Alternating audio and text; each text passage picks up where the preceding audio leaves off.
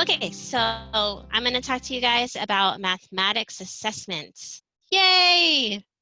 All right. So the purpose of what we're going to talk about today is providing some supports for formative assessment in the lessons and modules that are built into the Modeling Our World with Mathematics series. Out of this presentation today, I hope that you will be able to create one of three products. The first one being a collection of look-fors in a lesson. It says lesson/module. We prefer lesson for this. That's through the lens of student logic and a learning trajectory. And we'll go over in a little bit what those are. And then come up with this, a set of steps to move forward from that through probing questions that expand on a student's understanding. So we'll get into this a little bit more as we move on.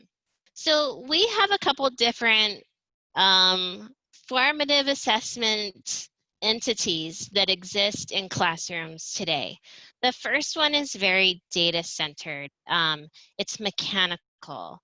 Oftentimes, this can be done through, and I hate to throw entrance tickets and exit tickets under the bus, but sorry, tickets.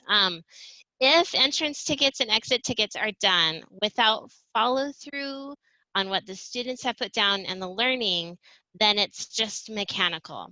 If we're looking at the interims, in order to get anything formative out of it, we have to go through student by student, answer by answer to figure out what is my student thinking in terms of this problem. Because on the Smarter Balance assessments, each answer option attends to a mistake or misconception that a student can make. And I'm not going to see that when I just look at the score. I have to dive in deep to get at that information. That takes a really long time.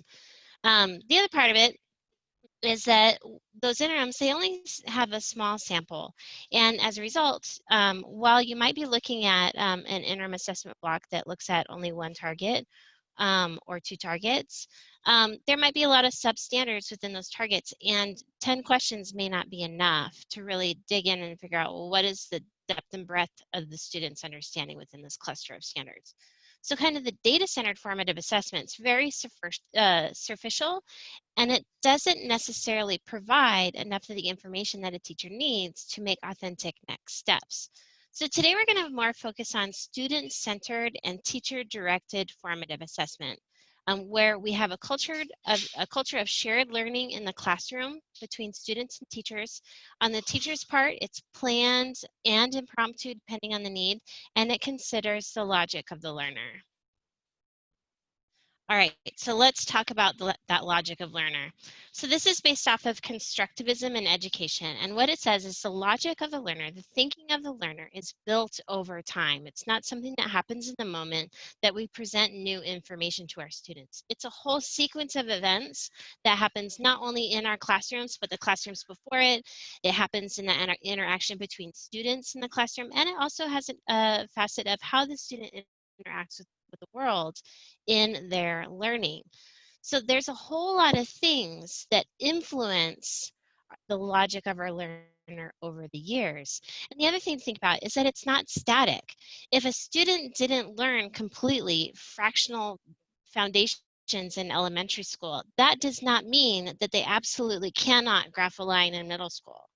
So it's not static in that if they are way behind in this area, they still cannot do these things later. They can, but it's a function of how do we prepare them for that. So what we're going to talk about is the implications of that. So when we're looking at student work, it's more than just is the answer right or is the answer wrong. We are then thinking about, well, why? Why is this answer correct? How come the student's doing really well in this part, but is struggling in these other facets? And as a result, we find that reteaching in its most basic form is insufficient. And I'm going to give you a very cute and slightly painful example of why reteaching is insufficient.